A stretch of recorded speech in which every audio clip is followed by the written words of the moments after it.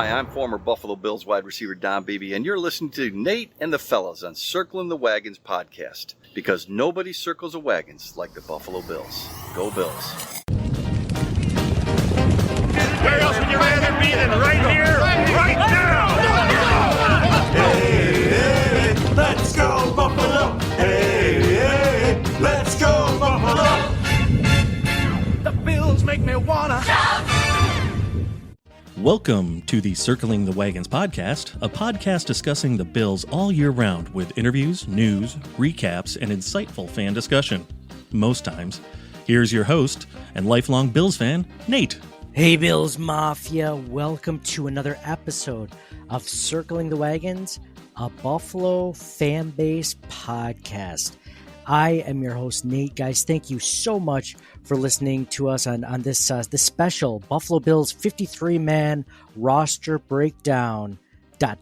for now, because these things always change. By the time I record this, a day after the players have been announced, I'm sure we'll be adding and placing more players on IR or waiving players or whatever the case is to the practice squad, but wanted to talk about that. A lot of changes, a lot of releases that happened, a lot of, there was a trade for the Buffalo Bills, a lot of exciting things to talk about as Bills fans. Want to get a chance to discuss that, some surprises that I had of releases and guys that made the roster. We have to obviously talk about our guy Joe Andressen from Lancaster, the Lancaster native, the linebacker, the undrafted linebacker that was waived by the Kansas City Chiefs in their training camp and then got signed by the Bills. So lots of exciting stuff to discuss. Joey. Love that guy. Want to talk about that. But first, some maintenance for the podcast. If this is the first time you're listening to this podcast on the Buffalo Fan Base Podcast Network, this is the first time we've ever placed a podcast on the network. We've recorded with Buffalo Rumblings. We've done it independently. We started out independently about 7 years ago. However long Sean McDermott's been here is how long we've been doing this podcast. So I believe it's 7 years ago now. Maybe it's 8 years ago in July, I believe. So, geez. Long time. Started out independent. Then we went to Buffalo Rumblings after 1 year. We helped start their network. We were the starting podcast on that network. Then they added about a bunch of different shows. Just this last February, the podcast network for Buffalo Rumblings and Vox Media folded of nothing, no wrongdoing of the folks over at Buffalo Rumblings. Vox Media just said, we're not paying you guys anymore. I mean, the little that they were paying us, but we're not paying you guys anymore. You're done. So we're not gonna have this anymore. So just like they always do, they don't let you know, and they don't let you, keep your podcast network or keep the subscribers or listeners that you had accrued over the last, 7 years. So we ended up starting over from scratch. We're independent now, and then we decided to also join the Buffalo fan base. The guys over there, we've met or have interacted with just about everyone on the podcast network, the YouTube channel, the live shows. Just great folks. It made it an easy transition for us. We're really excited about this. I'm doing this episode solo for this podcast episode. I'm doing this one solo, all by myself, just Nate, just me, Nate, host Nate, talking about it. So I have personally interacted with these folks, and it just seemed like a great group of individuals. Honestly, just really down to earth, fun people, fun fans, like the kind of fans that you would tailgate with. And they would just be like, hey, come on over. Hey, you're just hanging out there by yourself because your podcast network / friend group of friends left you. Well, come on over, like have a beer with us, or, have a hot dog. We're still cooking on the grill before the game starts. That's these types of folks, which leads me to my next item, which is the fact that there is a rager going on for Buffalo fan base, in particular the K-Gun 24/7 Buff Fandemonium. Those folks they're having Mark Maddox, former Bills linebacker Mark Maddox there, which will be at the 4th annual regular season Rager.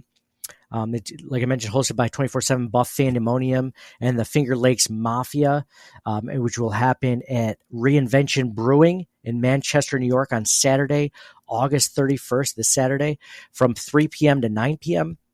A lot of folks from the Buffalo fan base are going to be talking Bills that night. I will be there as well. Just got confirmation from the wife because she is the gatekeeper to everything schedule wise for me, myself, wife, and the kids. Got permission. I mean, I told her it was going to happen. Told her. So I'm going to this rager. No, but I got the okay that it was fine. It was all right. So we'll be there. If you are around the area or want to stop by, don't have anything going on, come by and see us. I will eventually be doing video. Hopefully this next episode after this one, we'll be doing video like the rest of the folks over at Buffalo Fan Base do on YouTube and everything like that. But I haven't done it yet. So this podcast, the audio version of the podcast, is the first thing that happens as we migrate to the Buffalo Fan Base Network. Video is the next thing. Didn't want to do a video by myself anyway. I have the capability and everything to do it, but I'm not going to do it when it's just myself usually. I like to do it when there's someone else. Just feels weird. It feels weird to see. Just like, you ever open your phone and you go to either upload something like a picture on Instagram or something, and the first thing that pops up is like a selfie, and you're usually looking down, so you got that like double or triple chin going on, and you look down and you're like, ugh, I didn't want to see my face just now. I just wanted to post a picture of my weekend, right? So I don't like. That's how I feel it is when people do solo podcasts. I understand there's a lot of folks that do it. I'm not a fan of it, but hoping to have a guest on in the next few days to talk Bills 53-man roster, a special guest for that. If you've listened to my podcast before, you've heard him. He's a great guest. He's honestly one of the best people to talk to about this subject. And we'll have interviews as the season goes on and stuff. We'll talk to former Bills players. We'll talk to people in the media. Really looking forward to expanding our listener base and the people that we've interacted with over the years. So, but I usually won't do video. So I'll do video even when it's with other guests, but I won't show my face normally. And that's just the way I like to do it. I have a job where to give you an example, and I promise I'm going to get into the Bills 53-man roster. There was a meme I posted about the Miami Dolphins to having a concussion a few years ago. And it wasn't to make fun of him having a concussion, but that's how Dolphins fans took it. And when they took it, they tried to, I hate to use the word cancel because it sounds like a very politically motivated thing, which it wasn't. Like they wanted to get us fired from SB Nation. Like SB Nation vice presidents were getting calls and emails from upset Dolphins fans. And I guess there were a few Bills fans too that didn't understand it, but mostly Dolphins fans. And if my face had been on the podcast, if they would have called my managers at my job. They would have been like, and then my managers at my job would have been like, why are we getting emails from this person through LinkedIn saying that you're, saying this and that. So I just don't ever want to deal with that. So I will never show my face. I'll probably show like a mask, like one of those Buffalo Bills masks over my face so you can see my eyes and stuff, but I have no interest in showing my face. If you show up to this rager, I will probably be without a mask. So you will actually get to see the real me. It's one of the few times that I'll be, in person where I'll actually show my face.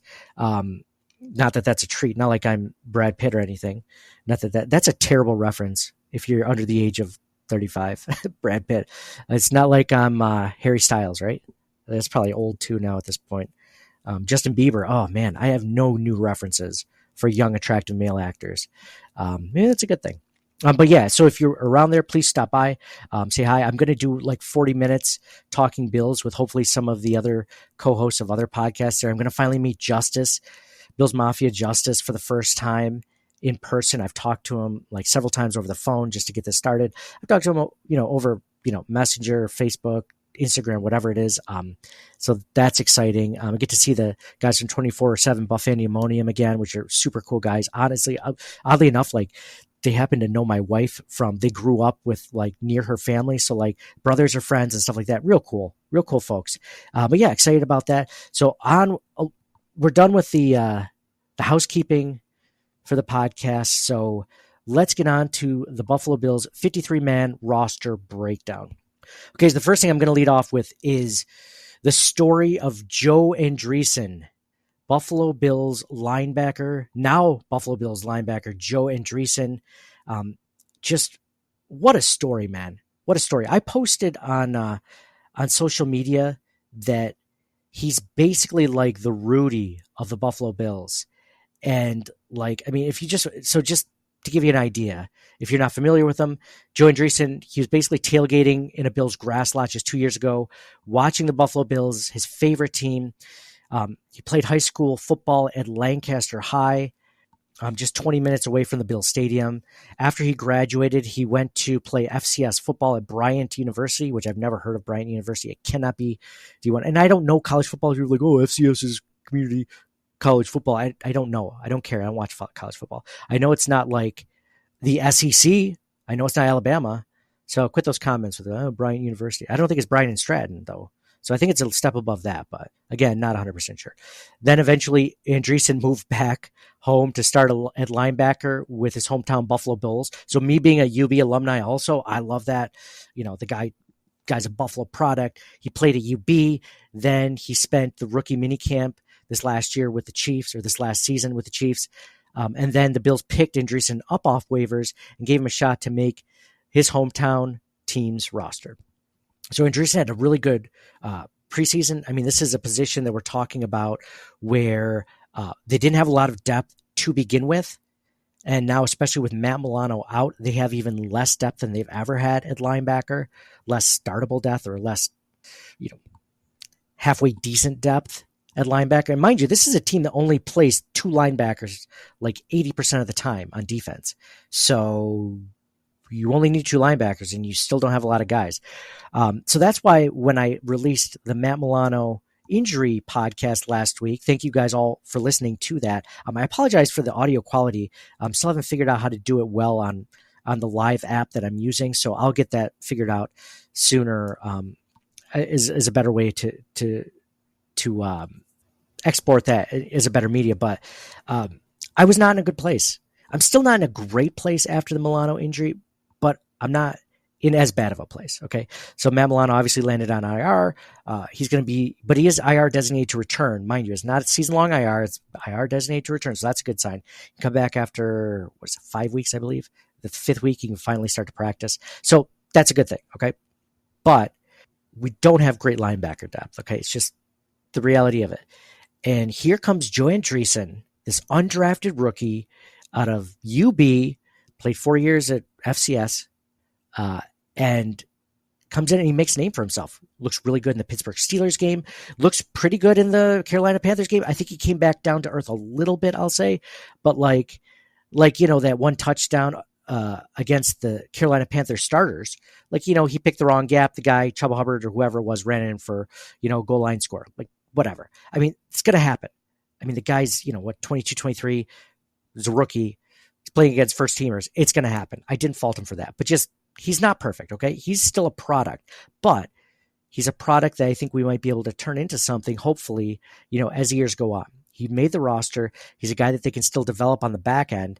And hopefully we don't have to use him because that'll mean Terrell Bernard is out for whatever reason. But, and then Balin Spector's coming off an injury. A lot of injuries, guys, a lot of injuries with this Bills team. I think that's going to be one of the common focal points of our talk at the regular season Rager over at Reinvention Brewing in Manchester, New York this Saturday with those guys is injuries. Injuries are an issue. Now, the good news is, as of today, as of when we're recording this, everyone from the 53-man roster practiced today.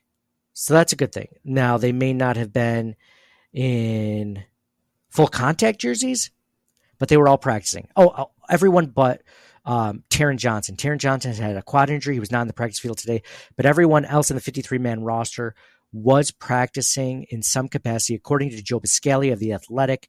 Quarterback Mitchell Trubisky was in a helmet, but not in shoulder pads. So we're going to get to that in a minute, Mitchell Trubisky. But a lot of injuries, guys, a lot of injuries. But it's exciting. I'm so excited for Joe Andressen. What a great story. What a great opportunity. I think this is probably the feel-good story that we've always wanted as Bills fans, to get a product from Buffalo. Like, remember when Khalil Mack was coming out, everyone's like, trade up for Khalil Mack, trade up for Khalil Mack, do whatever you can. And then every time Khalil Mack is up for a trade or up for free agency, the Bills fans want him to get signed by the Buffalo Bills, by Brandon Beane, because he's a hometown product. Everyone wants the hometown product to come back. We really haven't had that. Naaman Roosevelt is probably the closest guy I can remember, the wide receiver out of UB from the area. Like, we all wanted him to make the team. He didn't end up making the team. He played special teams a little bit, but never really stuck with the roster. Cam Lewis is a UB product. It's a player that's currently on it. Jamarcus Ingram, which we'll get to, made the roster. He's a UB product. And now you have Joe Andressen. Joe Andressen, which I liken to Rudy, right? That's why I was saying Joey. It's just like Rudy. I mean, it's just this small town guy just trying to make a name for himself, like trying to get on the team of the team that he's been rooting for since he was a kid. So how awesome is that? It's funny. They asked him today at the interviews, at the field house, who was his favorite player growing up, and he mentioned Matt Milano, which is pretty crazy because, mind you, he's 22, 23. So like, he's been following Matt Milano, and he's like, it's really weird. He's like, I realized like my locker's just going to be down the way from him. So I mean, the same linebacking room as him too, which is crazy. But I thought that was very interesting. So I likened him to Rudy. Now, of course, some people are like, oh, it's nothing like Rudy. I'm like, yeah, well, guess what, guy? The memes don't really work if I use another movie. Like, they just work better with Rudy, right? So I showed the thing of like, it said moments before Joe Andressen makes a 53-man roster. This is what happened in the Bills locker room. And it was that scene from Rudy where everyone puts their jersey on the table and said, for Rudy, let Rudy play whatever, right? So I did it. And people were like in the comments like, oh, it's like he's nothing like Rudy, And I'm like, actually, he is a little bit like Rudy, okay? Like, sure, he isn't, a lot like Rudy, but I'll tell you how he is like Rudy. He's a guy that he played football for the team that he grew up loving, living near and rooting for, just like Rudy. Both of these guys overcame incredible odds to play on that team that they grew up rooting for. There's also like they both played on defense, right? Like, that's a thing. Like, they both played on defense. They both have R's in their name. Andressen, Rudy Rudiger, whatever his name is. Both are Americans, I'm pretty sure, from America, U.S. born, I think. I'm not 100% sure. So yeah, I mean, I think that's all I say this like tongue in cheek. Obviously, they're nothing alike, right? It's just a feel good story. That's what I'm going for. Rudy ended up being like a real piece of crap, I think, in real life. Like, he scammed a bunch of people. Rudy also, like, he was 5'6", like 165 pounds, according to Wikipedia. Now, I'm a short guy. Like, I'm not tall whatsoever. I'm not 5'10". I'm not 6 foot. I'm a shorter guy. He is short compared to me. I don't meet many people that are shorter than me. Like, he's shorter than me. So, like, I would never think I could get on a college D1 field. What was he thinking? Like, come on. Like, my parents knew in what was it? 4th grade, whenever Pee Wee football starts, 4th grade, they knew I was too small. They took me out. They're like, this guy's going to get his bell rung so many more times than he's going to ring someone else's bell. We don't need, I was basically like the tackling dummy for all the kids already hit puberty in 4th grade or whatever it was. So luckily my parents at the time, I was like, oh, come on, like, we want to play football, right? We're just like the Buffalo Bills, right? But at the end, looking back at it now in my 40s now, it's like, man, that was smart. Like, I'd never let my kid play football. Now, if he was 6 foot tall by 4th grade, absolutely. But yeah, I mean, they were still doing the Oklahoma drill when I was a kid. And I remember trying to tackle someone that had the football, me being like, and this was probably like at that age, I was short. Also, I was always skinny, but like I'd actually put on muscle for the first time in my life from football because we did so many exercises. I actually had muscles for the first time in my life. And I remember this kid who was probably a year or two older than me because Pee Wee always spans like 3 years or whatever. And he had the football and it was my turn to tackle. I'm like, I'm going to wreck this guy. Like, I'm going to destroy him. I'm going to go and tackle him. And he just lowered his head and he just went right through me. Like, right through me. Like those clips that you see on Twitter or whatever, where like those players just like the little kid like ends up getting bucked by a bigger kid. Like, that was me. Like, head snap back, whatever. Like, that was just from me trying to tackle someone. So anyway, Rudy's smaller than me is what I'm trying to say. Rudy's a small guy. So what the hell was he thinking trying to go D1 college, right? Especially at Notre Dame. Notre Dame was known as like one of the best colleges in all of college football. So anyway, regardless. And then so there's not a lot of coincidences besides that. Now, a few people did mention that Vince Papale, the Philadelphia Eagles player that made the team from like a random tryout that the coaches had at the time, like that's much more of and I agree, like that's much more of a similarity between those two stories. Small town, hometown kid makes a team, except I'd say Joe, actually played college football, was like right out of college, just played in a D1 program. So like, but yeah, I get it. It's a much better story. Like, and plus Rudy, I mean, I've said this before on the podcast, I think with Mike, because like the movie's a good movie. Like let's not get twisted. Even though I'm sure it's complete fabrication, just like The Blind Side was a complete fabrication of everything, it's still a feel good movie, right? Feel good story. The problem I have with that movie is that Rudy didn't go in until the final game and like the final series when the game was already wrapped up, and he made a meaningless play that meant nothing. It meant nothing in the grand scheme of things. Now, while you're watching the movie, and I did as a kid, like you're like, this is amazing. Like this is the best story ever. But like when you really think about it, like he did nothing.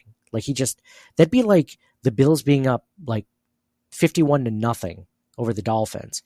And then they put in their backups, and their backups get a sack on like Skylar Thompson. Like, woo! Like, okay. Like, good for you. Like, that's not, like, who cares? Game's won. It wasn't like the game winning sack. It was just a sack on top of probably the another 10 they had on that day against the starters. So anyway, they probably pulled all the starters, like I just said. So on offense. So it didn't matter that Rudy got that. So anyway, that's the only similarities, but it's fun. It's fun to think about that.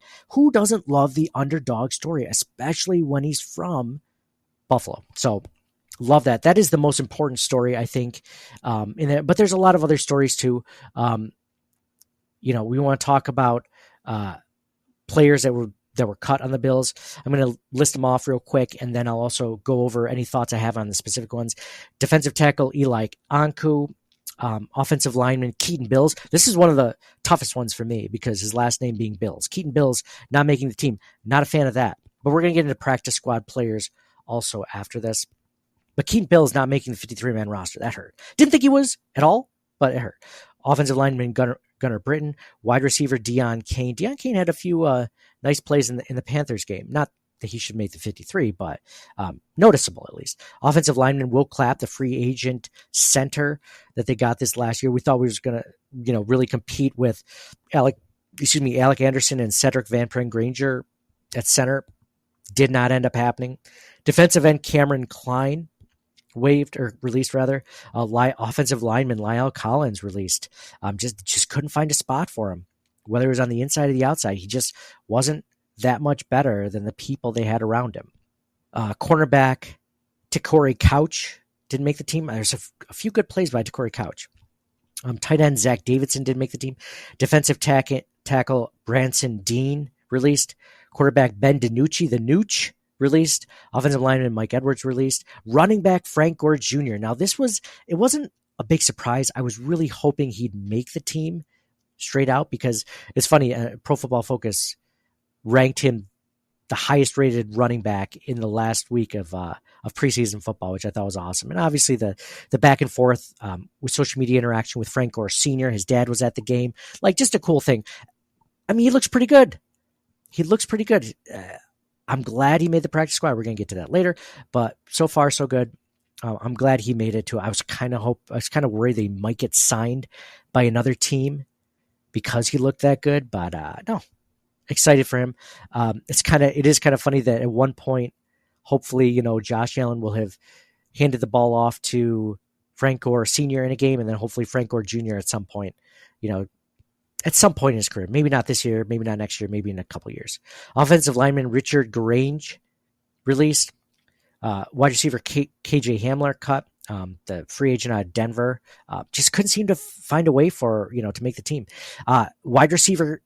Quarterback Daquan Hardy, one of the few rookies. The Bills had 10 rookies that were drafted in this year's draft. Daquan Hardy was one of them. He was one of the few that was released, that was cut before when it came down to roster cuts. I liked him. I was kind of surprised at this, but I get it.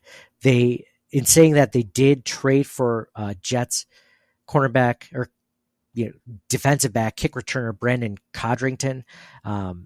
He was from a very small program too. I don't know if it was FCS, FBS, I don't know, but North Carolina State it wasn't that good of a college. It was a small college, but he had honors for returning. So at that level, so that's exciting. So hopefully that's the answer there. The Bills have not had a good returner since Andre Roberts was here, and he was good. And then Nyheim Hines was really good, but he was only here for a hot minute before his injuries. So, yeah, excited to see what Brandon Codrington can do. He's only 5'8". He's only 176 pounds, and not a big guy whatsoever. So we'll see what happens there. Safety Kareem Jackson, the veteran out of the Los Angeles Chargers, he was released.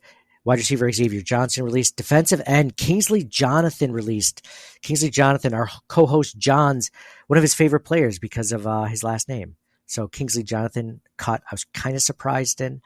Thought they could have used it, but obviously they saw needs elsewhere. Cornerback Kenai H. Lovely. Tight end Trey McKitty. Wide receiver Tyrell Shavers released. Tyrell Shavers, I thought, might have made the team. He had a good camp. He had a good preseason, I thought. He looked good in that last game, but if they are starting you, that means that you're close to making the roster, but obviously not a lock to make the roster, or they wouldn't have even started him at all for the most part. I thought he looked good. If the Nooch had just put a little bit better, had put that football where it belonged, Tyrell Shavers walks away with a touchdown. But people were like, well, he should have tracked the ball better. I saw that over social media. It's like, well, I mean, he only had another couple feet before the end of the end zone. Like, what did you want him to do? Like, he beat the guy straight off the line. He was open. People were like, well, he wasn't like 15 yards wide open. Well, the ball was at the 15 when it was snapped. He couldn't have been 15 yards wide open. It was really only like 15 yards or less right before the end zone. So anyway, I'm glad that he'll be back, but Tyrell Shavers was one of the few I was kind of surprised. Wide receiver Justin Shorter was released. Last year he was placed on IR. This year he's actually released. Didn't see enough from him. The Bills were banking when they drafted him that he was going to be a good gunner, and he just didn't end up being that for them. The amount of times, and this is just a criticism for the Bills in general under the Brandon Beane, Sean McDermott era, that the amount of times that the Bills try to go for special teams traits after like the third or fourth round is kind of getting frustrating, because like, sure, he had some ability to be like a wide receiver also, but he was mostly a special teamer. It's like, can we just please stop this BS of like trying to draft special teamers in the fourth and fifth rounds or whatever? Like, let's draft offensive players, defensive players that are pretty good at their position, because there were several wide receivers drafted after Justin Shorter that the teams hit on. Let's draft the wide receivers and defensive backs or whatever, and then let's see if they can also play special teams. Instead of figuring that these guys will be good special teamers, they end up getting cut 2 seasons later because they're not good special teamers, and we wasted the draft pick. Okay? Special teams, I understand they're not unimportant. They are important. Just think about Tyler Bass. Like, they're important when they're good and when they're not. But at the same time, you need to get guys that can play. They can play the position instead of a position that they'll play, 1% of the game. Like, so I don't know. Again, I think special teams are like let's say they're 5-10% of the game, right? So if you're really good at them, it matters 5 to 10% of the game. If you're really bad at it, it matters 5 to 10% of the game. Whereas most teams are kind of middling. So unless you're terrible, like the Bills kind of are, they're not terrible. I shouldn't say that. They're not that good though. I'd say they're below average in special teams. And there's a lot of metrics that prove that. Can we stop drafting these guys for special teams and draft them for offense and defense, and then just pick the best special teamers when they come into camp and see what they can do? I'm just sick of this. It'd be different if they were hitting on all these guys like Justin Shorter, a great gunner. That 100%. Keep doing it. You keep hitting on him. But if you kept hitting on him, you wouldn't keep needing to freaking draft him every year. So anyway, I think that's one of the reasons why they drafted Daquan Hardy. Now, I was excited about his, upside as a nickel corner, but obviously that didn't work out, to make the 53-man roster. But anyway, defensive tackle Gable Stevenson, the wrestler, was released. Defensive tackle Deshaun Williams released, and safety Kendall Williamson released as well. Now we're going to get into the 53-man roster and give my thoughts on that as we go through. Quarterbacks, right now we have Josh Allen and Mitch Trubisky. Mitch Trubisky is awful, by the way. Like, I'm sick of this. I know they just signed Mike White as a quarterback on their practice squad. What I saw from Mitchell Trubisky in the preseason with the starters was abhorrent. Like, it wasn't even close to like, well, maybe I'll pick it up. Maybe it'll look okay. Like, no, he was bad. He was really bad. Bad to the point where, like, let's say Josh was out for 4 weeks and the Bills had an easy schedule for 4 weeks. I don't know if he could win them one game in that 4 weeks. If they needed to rely on him to pass whatsoever, he's just bad, man. Like somebody asked me over Twitter, one of the listeners, over Instagram, one of the listeners, Original Ginger, was like, what do you think about the Bills picking up Ryan Tannehill? I'm like, absolutely. Like, I think that they wouldn't, because Mitch Trubisky knows the system, I guess. And I'm sure he costs a lot less on a vet minimum contract than Ryan Tannehill does. But man, like, how would you not go with Ryan Tannehill? At least he's won in the NFL. Like, at least he's looked halfway decent for most of his career. He's never looked great. He's never looked terrible. Well, he's looked terrible sometimes. When he played the Bills, he didn't look good. But, man, I'm almost at the position, almost like Mike White over Mitchell Trubisky at this point. So, Mike White, the famous, the guy who got the Milano missile when he was a Jet. Now, he just recently played with the Dolphins, but he was a Jet before that. And Milano just, like, crumbled him in half. I'm sure you've seen the clips on social media. If you're not following us, by the way, follow us at CTW Pod. It's at Circling the Wagons Pod on all social media, TikTok, Instagram, Facebook, Twitter, whatever. Find us there. And I've posted several clips of that.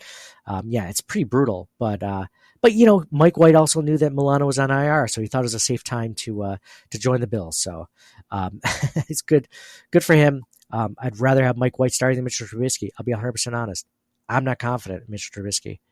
Not that I think Matt Barkley's any better, but jeez. All right, so then we have running back and fullback. We have James Cook, Ray Davis, Ty Johnson, Reggie Gilliam. Not too many surprises there. Like I mentioned, maybe Frank Gore Jr. sticks in, but maybe over Ty Johnson. But they like Ty Johnson. They like him too much. Frank Gore Jr., though, is a good addition to the practice squad. So I'm going to go over some of these practice squad signings as it goes on. Tight end, they kept 3 of them. Dawson Knox, Dalton Kincaid, Quentin Morris. No surprise there. Wide receivers only kept 5. Now, that was the big thing because they kept 5 last year, but guys are coming off injuries. Like, that's kind of the overarching theme of this preseason training camp is injuries. Curtis Samuel dealing with turf toe. Marquez Valdez-Scantling dealing with an injury. And then you have Keon Coleman, Khalil Shakir, and Mac Hollis. Like 3 healthy guys, at least for now, and only one of them's caught a pass from Josh Allen in the regular season. So, but then again, I mean, if you think about it, Dawson Knox is a good wide receiver. When he is catching the ball, he goes through droughts of not catching the ball, but has been more consistent than not. After his first 2 or 3 seasons, I think he's kind of got most of that out of his system. Dalton Kincaid, clear number 1 target. If he's not the number 1 target on the offense, if it's not him, it's going to be someone else, but he'll be up there. He'll be, 1A, 1B. Keon Coleman, Khalil Shakir, Curtis Samuel, Mac Hollis, Marquez Valdez-Scantling. I thought maybe Tyrell Shavers might make it, especially with his special teams ability, but he did not make it. He did make the practice squad, though, so we're happy about that. KJ Hamler, I mentioned, the guy, the wide receiver that was released, that was a former Broncos wide receiver, the short, small returner guy, practice squad guy. Wide receiver Deion King, which I mentioned earlier, another practice squad guy. So those were wide receivers. Offensive linemen that the Bills kept. Oh, by the way, Zach Davidson, the tight end, one of the practice squad signings. Offensive linemen, the Bills kept 9 of them. Deion Dawkins, David Edwards, Connor McGovern, Osiris Torrance, Spencer Brown. All those are the starters. None of them are surprises here. Ryan Vandemark, not a surprise there. He's one of the top He is right now the swing tackle for the Buffalo Bills. Cedric Van Pran Granger, Alec Anderson, both guys vying for that backup center spot. Probably give the edge to Alec Anderson just because of the amount of time he's been doing it. He was usually getting reps at second team center, so he's that. But he's also probably the first guy off the bench for interior offensive line help. So him, Cedric Van Pran Granger is probably either a third string center or third string interior guard backup. But if Alec Anderson has to go into either one of those positions, either guard position or center position, Cedric Van Pran Granger then becomes the important backup for all three positions along that line. Tylen Grable, the rookie out of UCF, another tackle to make the team. That's great. Really excited that he was able to do that. Got a lot of really good, news out of him from training camp, from reporters, media, saying that he was doing a really good job against some good players. So that's exciting. It's exciting because, not to think too far in advance, but Spencer Brown's in a contract year. Maybe you can't keep Spencer Brown. Maybe you rely on a second-year guy like Tylen Grable. I'm not sure. We'll see. Hopefully it doesn't come to that, but just want to plant that in the back of your minds, Bills Mafia. Defensive end, edge players, they kept 5 of them: Gregory Rousseau, AJ Epinesa, Dwayne Smoot, Javon Solomon, and Casey Toohill. Defensive tackle. So on that side, I was kind of surprised they waived Kingsley Jonathan, but they were able to add him. I believe it's part of the international pathway players. So he'll be in that way. Defensive end Cameron Klein is also on the practice squad. On the defensive tackle side, they kept 4: Ed Oliver, Daquan Jones, obviously your starters there. Austin Johnson I thought looked pretty good in preseason. And Dwayne Carter, the rookie, third-round rookie out of Duke. So excited for those 4 guys. On the practice squad, we have Eli Anku signed back to the practice squad. Branson Dean also signed back. Linebackers, we kept 7 of them. 7 linebackers. Terrell Bernard, Von Miller. They call Von Miller linebacker. He's really an edge player. So Von Miller there. Dorian Williams, Nicholas Murrow, Balin Spector, Joe Andressen, and Edifwan Olafosio, which he is the rookie linebacker that they drafted this last year. So that's exciting. Nick Morrow, a veteran guy. I don't know if he would have made the team if it wasn't for the injuries, but with Matt Milano being out, they need more bodies. It's just plain and simple. Then linebackers, they actually didn't sign any to the practice squad, oddly enough. So they have enough on their roster, apparently they feel. So then you also have at cornerback, you have 7 of them: Rasul Douglas, Brandon Codrington now with the trade, Christian Benford. So you have your starters in Benford and Douglas. You have Taron Johnson, the nickel corner, the starter there, the guy who didn't practice today. Kaiir Elam, which has been looking good. I was watching him against the starters. He did play some significant snaps at the beginning of the Panthers preseason game. And I watched him. He looked pretty good. The guys that were catching the ball weren't the guys that he was covering, so that's a great sign. He was going up against starters, Deontay Johnson, guys like that. So Adam Thielen. So I thought Kaiir Elam looked good. Cam Lewis, Jamarcus Ingram, both UB guys. Jamarcus Ingram making the team straight out for the first time. Excited for both him and Lewis. Really excited to see what they can do. Obviously, with Cam Lewis, it's exciting because he can play nickel corner, he can play outside corner, he can play safety. He is a jack of all trades. So I think for the most part, they had him playing at backup nickel corner. So, but he has experience in all 3 facets. And then at safety, you have Taylor Rapp, DeMar Hamlin, Cole Bishop, and Mike Edwards. The 4 starters there finally started. Those guys are finally starting to get healthy now. Thank God, just less than a week and a half before the season. So that's exciting. Someone asking me over social media, why did DeMar Hamlin make the team? The reality is simple. Like, they don't want to have to start him if they don't have to, but he's a veteran on a rookie deal, so he's cheap.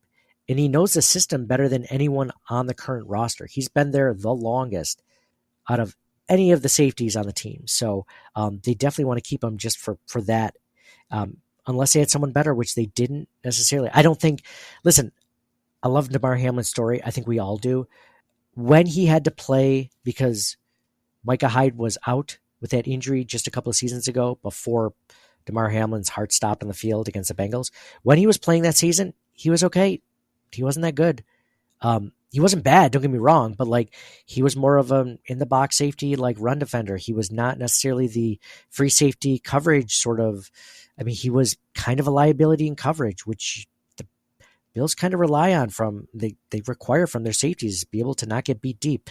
And that kind of goes for this group as a whole. We were so used to seeing Micah Hyde and Jordan Poyer back there. I mean, we forget how lucky we were and how many times that there weren't that many plays that, ended up going deep for a long touchdown or a long pass for, 50 yards. Like that just didn't happen that often. I think we're going to see a lot more of this. Now, a lot more could be like once a game or once every other game. That would still be a lot more than what happened under the Micah Hyde, Jordan Poyer era. But I think it's going to happen this year, guys. I think we just need to be prepared for it. Whatever. We have safety Kareem Jackson. He was re-signed to the practice squad. So we have some depth there at safety. Mind you, he's much older now than when he was, good, but it's okay. It's okay. We have guys there. We have veteran depth. Also on the practice squad, I forgot to mention the cornerbacks, Daquan Hardy and Takori Couch. Excited that those two guys did make the practice squad signing. I think those are guys with upside. I'm excited to see what they can do. Daquan Hardy specifically, like at the nickel corner position, which is what he played in college, Penn State, along with his returning ability. I think just give him another year, maybe he can, refine his skills on both sides and become a player that the Bills could see in the future. Good, valuable depth. Bills have really never had really good depth behind Taron Johnson. So I like Cam Lewis. And I forgot to mention the practice squad signings. I got everyone so far, all 16 of them. One guy I didn't mention is Justin Shorter. They did not bring him back. So kind of surprised about that. Not really surprised, but I mean, he just didn't show enough.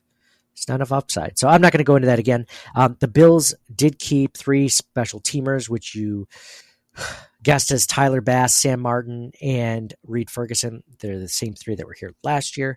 I like Reed Ferguson. That goes without saying. Tyler Bass and Sam Martin, not big fan of this season. I'm not a big fan of those guys. I think if you're looking at the special teams of the Bills, I mean, it's one of the weakest areas of the team. We don't talk about it because special teams, aren't sexy. They're not like the wide receiving core, right? Like that I mentioned earlier. But Tyler Bass has issues. Every time he sets up to kick a field goal that's not a chip shot, and even some that are a chip shot, we're going to be wondering and holding our breath, is he going to mess it up? And he missed that field goal against the Panthers, the long one from 51 yards, I believe, which if you read all the media reports, this training camp or preseason, he was missing pretty consistently from, I believe it was from 40 or 45 and above. Not looking good. And that kind of, tracks with how the end of last season went at certain points. So just got to hope that he gets out of whatever rut he's in. Maybe it's not a real rut. Maybe it's just, the preseason or whatever. But man, I mean, doesn't it kind of give you the thought that it might be similar to the Dan Carpenter issues, the Steven Hauschka? Remember we signed both of those kickers and they were good like the first year or two, and then they just fell off a cliff. They couldn't kick anything. Like they went from like being one of the best in the league, top 5, top 10 kickers to like, I don't know if this guy's going to be able to kick this 35-yard field goal. And the difference is, though, I mean, those guys were in their 30s. Tyler Bass is what, 26, 27? He should not be having the same issues that those guys were having later in their career. So not excited about Tyler Bass. Sam Martin looked okay in preseason. Oh, by the way, Tyler Bass, especially with the new kickoff rules, he did have a penalty against him because he didn't even make it to the 20 on the kickoff. So not a fan of that. The Panthers got the ball at their own 40. So I definitely want a guy that can kick it past the 20-yard line. Like, are you kidding me? So that's even more important that we get the kicker right because of the new kickoff rules. Sam Martin, not a huge fan of. I saw like he had some really good kicks at some point in the preseason. He had some bad kicks too, bad punts. He's just hit or miss. He reminds me a little bit of Tyler Bass. Like there's some times where like he'll have a good punt and you'll be like, oh, okay, shoo, he's past it. And then the next one he'll punt it 25 yards and you'll be like, what was that, Sam? Like how hard is that? Like anyone listening to this can kick a punt like just 25 yards. Like you're trying to get too cute with it. Stop trying to cough and corner it. We need it to be at least 45 yards. And you know what? Like a 4.5 second hang time, like just do that. Just do that, Sam. So yeah, I'm in a better place. One of the things I was thinking about, and I'm sure I'll bring up at the Rager at Reinvention Brewing in Manchester, New York this Saturday. Going to promote it again for the 5th time, 3:30 to 9 p.m. Or 3 p.m. to 9 p.m. whatever it is that there's a lot of turnover with this roster, a lot of reasons to be questioning where the Bills are as a group. How far they can go because they lost a lot of veteran talent this offseason. A lot of guys got either traded or released due to cap injuries. One of the things that really gives me optimism in this season, leading into this season, is Josh Allen. And it's not just because we have Josh Allen, because he is the reason why we are as good as we are. There's been areas of last season where, the Bills defense was dominant. They helped us get through games, but Josh Allen is the reason why this team is so good. In saying that, Josh has his biggest task ahead of him because this is the least amount of talent he's ever had, weapon-wise, at least on paper. And when I say it's least amount of talent, it's just unknown talent. It's not like they're bad. Like, you can't tell me that Khalil Shakir is bad. We just don't know. We don't know how good he is or how good he can be. He might be amazing. He might be okay. He wasn't a Stephon Diggs. Last year, when Josh Allen stepped on the field for week 1, he knew he had Stephon Diggs. He knew he had a top 5, top 10 wide receiver playing for him on every snap. He does not have that this year. He doesn't have a known number 1 wide receiver this year. He has Keon Coleman. He has Khalil Shakir. He has Curtis Samuel. He has Mac Hollis. He has Marquez Valdez-Scantling. He has Dawson Knox, Dalton Kincaid, Quentin Morris. He has James Cook out of the backfield. He has Reed Davis out of the backfield. Ty Johnson out of the backfield. Like, he has weapons. Don't get me wrong. But he doesn't have that one guy. He doesn't have that stud lining up at the Z receiver every single snap. So it's going to be different for him. But you also know that if Josh Allen wanted Stephon Diggs to be here today, he would still be here. The fact that Stephon Diggs is not here might not have had to do with Josh Allen wanting him to go. It might have been Brandon Beane or Sean McDermott saying he can't be here. Too much of a distraction. But if Josh Allen fought for Stephon Diggs, he would still be here as a Buffalo Bill, as a wide receiver for the Buffalo Bills. That's just the way it would be. You think they'd get rid of him and take that big of a cap hit because Josh Allen wanted him here? They absolutely wouldn't do that. So Josh Allen is going to be the most motivated he's ever been to prove that he did not need Stephon Diggs to be the quarterback that he is today. Now, did Stephon Diggs help him get to where he is today? Absolutely. Stephon Diggs made him a better quarterback. Stephon Diggs was the best weapon he has ever had on offense at the time. We don't know if he's better than Khalil Shakir could be a top 5, top 10 wide receiver. We have no idea, right? But now Josh Allen has to prove that Stephon Diggs was worth giving up. He has to prove to the fan base, the entire NFL, that he does not need that kind of wide receiver to win in this league. Just look at how he came into training camp physically. Now, we've seen Josh Allen talk about his diet or lack thereof, in the offseason, drinking beer, eating wings, whatever. People aren't going to like it, And I got to be honest, I'm a little chubby. We could all lose a few pounds. I can tell when I've gained weight. I can look at the mirror and be like, hey, your cheeks are a little puffier, Nate, than they usually are. Or look at that little, love handles get a little bit bigger, man. So we can all tell that about ourselves. So not being critical of Josh Allen, but you can tell when he comes to training camp, usually he's a little bit, rounder, softer, a little cushier than he normally is, during the season. It is what it is. He was, 24, 25, 26, right? It happens. Guys like that at that age, when we were all that age, if you are at that age, you can usually burn that off with, 10 weeks of physical activity in a row.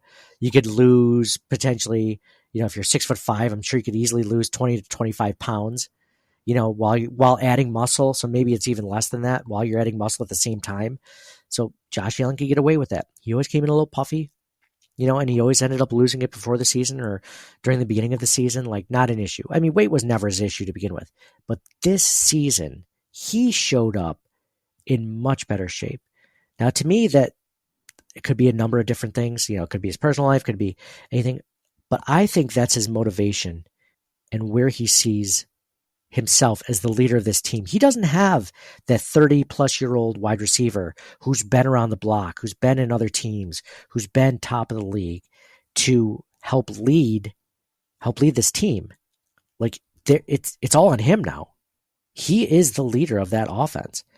There's no wide receiver there that has had more success than Josh Allen has had at their respective positions as he has had at his position. Same you can say about tight ends, running backs. They're maybe not offensive line because Deion Dawkins is really good, but even, you don't compare quarterbacks to offensive linemen, but quarterbacks to wide receivers and running backs, he is the most successful player on the team. He is the leader. He is the alpha dog now in that room, and he's got to prove that. And I think he will. How good he'll be this season, a lot of new weapons, a lot of acclimation will need to be made. We'll see, but that is a huge reason as a Bills fan to be excited. Now, last week was doom and gloom about, the Matt Milano injury. I'm over that. What are the 5 levels of grief? Like, what grief is like, well, I got to Google that real quick. 5 stages of grief. There's denial, anger, bargaining, depression, and acceptance. I went through denial, anger, bargaining, depression, and acceptance within a week and a half. I was on vacation last week. So it's almost 2 weeks at this point, but I've already gotten to acceptance. It is what it is. It sucks, but there's not much you can do about it. So I went through that, and I'm out the other side, excited about what Josh can do and how much he has to prove and how much I think he's actually up to proving it to the rest of the league. So excited about that. Guys, thank you so much for listening to this solo episode of Circling the Wagons. I'm your host, Nate. Thank you guys for listening to this. Stay tuned in the future. I'm either going to have a guest on this next week or so to talk about the Bills 53-man roster and leading into the season, the season opener against the Arizona Cardinals in week 1 on Sunday, 1 p.m. Eastern time. So I'm going to have someone to talk about that. So, but just wanted to give my thoughts about that, about the 53-man roster, initial thoughts right after it happened. Things I said for now, when I started this episode, I said 53-man roster for now, ... for now, because like as of the time I released this, the Bills could have moved players around. They could have, released someone from their practice squad, added someone else. Like, you just don't know. So it'll be interesting to see what happens from here on out. But thank you guys again for listening. If this is the first time you're listening as a Buffalo fan base or Bills Mafia podcast network subscriber or listener, I appreciate you finding us on that platform. We also have our own podcast, like our separate feed that we do, just Circling the Wagons. We're going to be doing some giveaways this year while we're doing our YouTube channel, while we're doing the live streams and video. We're going to be doing some giveaways, man. So stay tuned for all of that. I'm going to get the Fantasy Football Player Championship, the league championship thing set up. So hopefully I can add it to the links in the show notes in the next day or so. So check for that so you can join that. Because we want to get 12 players in. And if you're not familiar with that, it's just like a draft only. You draft like 25 players, and the site actually it's a best ball league. So it just does, the best 3 wide receivers on your roster. You get those points. So if it's like 20, 20, and 30, and the other guys have 5 or 4 or 3, the rest of the wide receivers, then you get the 20, 20, and 30. Like, that's your best score, right? That's how it does at best ball. I like it because I have kids. I have a full-time job. I'm tired at night. I don't necessarily want to go through the waiver wire and, go through every single, notification as far as like a guy gets cut or injured all of a sudden before the game. Like I used to love that, and I still kind of do love that, and I want to do it, but I just don't have the time. If I wasn't doing the podcast right here, maybe I would, but I mean, podcast is just so much more important. So talking Bills with you guys is just so much more important. Again, thank you guys all for listening. Hope you had fun. Hope you enjoyed it. Hope you guys are following us on all forms of social media at CTW Pod. Hope you guys can make it to the Reinvention Brewing in Manchester, New York. If you are there, please say hello. I'll be there. I'd like to shake your hand, meet you. If you've been listening if this is your first episode or you've been listening for years, because this, like I said, this is our 8th year. We've had over, like, this is not a bragging thing, but like, I am proud of this, is that we've had, it's either almost 2 million or over 2 million listens in our last 8 years. Now, if you divide that out, maybe that's not so many per episode because we've done it, but like, that's 2 million times that somebody did not have to press play or download or subscribe, but they chose to. They chose to. When we first started this podcast, there weren't many people doing it. Nobody in the media was doing it. There was only a few fan podcasts, and I wasn't a huge fan of them. So I was like, hey, like, let's start our own. So I did solo this episode, but normally I have my co-hosts John and Mike during the season for game recaps, and we have a ton of fun. We're like, this is water cooler talk. This is just like talking with your buddies at work or whatever. That's our discussion. Like, we try to add in some educated guesses, I should say. And educational, geez, sounds really educated, Nate. So, we try to add in some educated, like, analysis, but we're not football fans. We're not Cover One. We're not breaking down the X's and O's. I'm not going to tell you why someone's a better nickel corner than another. I don't know. But I do like talking Bills. If you do like talking Bills also, or like listening, feel free to subscribe. We'd appreciate the heck out of it. So for me, Nate, thank you guys all for listening. Check us out at Reinvention Brewing this Saturday, August 31st. Check us out there. We'll be doing a live stream. I know the guys at 24/7 Buff Pandemonium will be doing a live stream for the whole entire thing. So you'll see my face on there if you don't make it there, which don't tell everyone about that because it'll probably be one of the last times I ever do that with it. But I'd love to meet any of you that are out in the area. And so thank you guys all again for listening. For me, Nate, go Bills. And we'll talk to you guys again soon.